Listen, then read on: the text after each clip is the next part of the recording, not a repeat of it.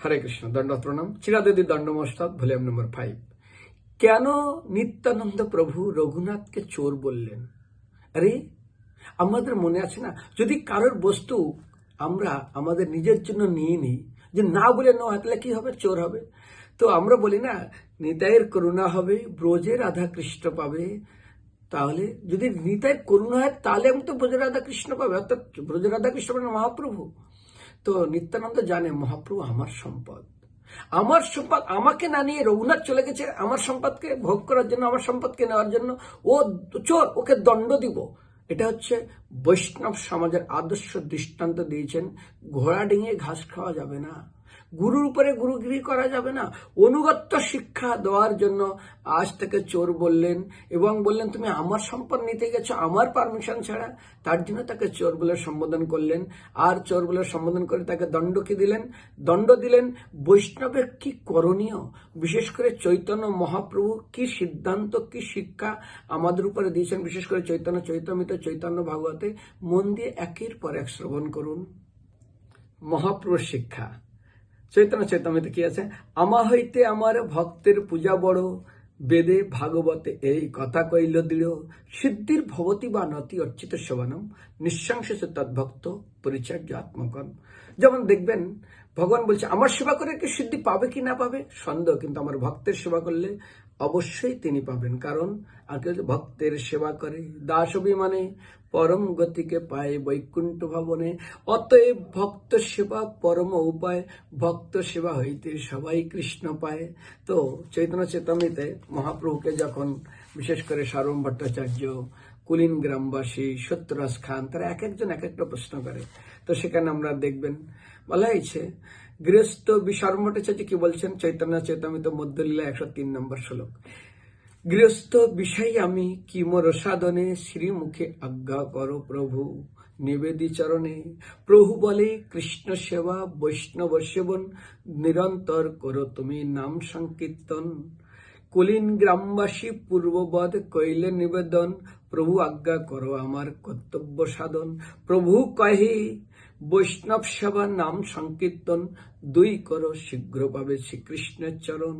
সনাতন গোস্বামী কি বলেছিলেন?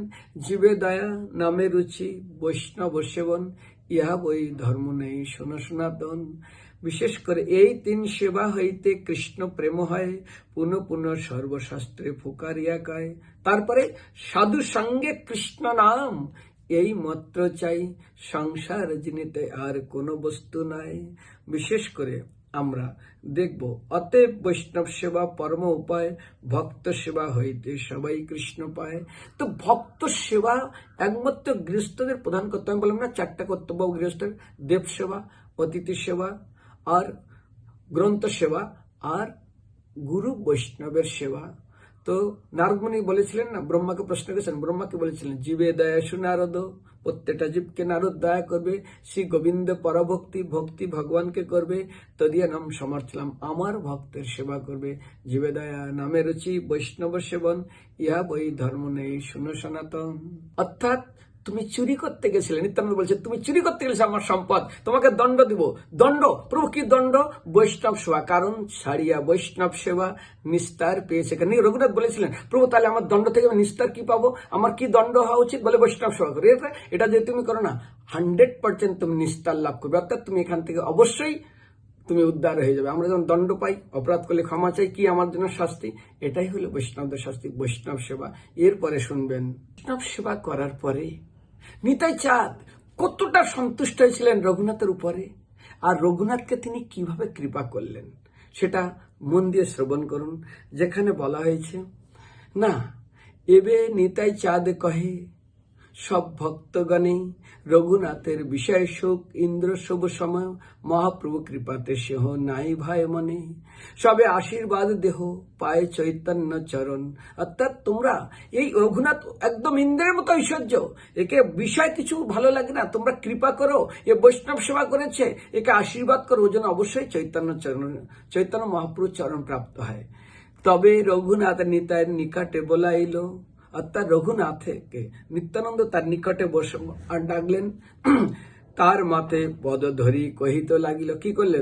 তুমি যে করাইলে এই পুলিন ভোজন, বৈষ্ণব সেবন তোমার কৃপায় করি চৈতন্য কইল আগমন, তোমার উদ্ধরিত গৌর আইল আয়াপনে ছুটিল তোমার যত নির্বিঘ্ন বন্ধনে। আরে তুমি যে আমাকে পুলিন ভজন করিয়েছ, এই ভজন করার ফলে তুমি মনে রাখো তুমি নির্বিঘ্নে চৈতন্য মহাপ্রভু তোমার কৃপা করবেন। শুধু তাই না, কি কৃপা করলেন বলছেন, আশীর্বাদ বচন করলেন, স্বরূপ গোসাইয়ের স্থানে তোমার রাখিবে সমর্পণে, অন্তরঙ্গ ভিত্ত করি মহাপ্রভু তোমার রাখিবেন চরণে, নিশ্চিন্ত হইয়া যাহ আপন ভবনে, অচিরে নির্বিঘ্নে পাবে চৈতন্য চরণ, সব ভক্ত গণে তারে আশীর্বাদ করাইল, তা সবার চরণ রঘুনাথ বন্দিল।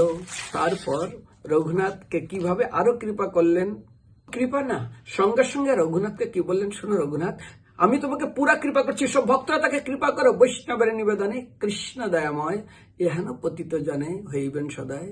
এই জন্য বৈষ্ণবরা যখন নিবেদন করে কৃষ্ণর কাছে, কৃষ্ণ কোনদিন সেই কথাটা বললেন, তোমরা সবাই কৃপা করো।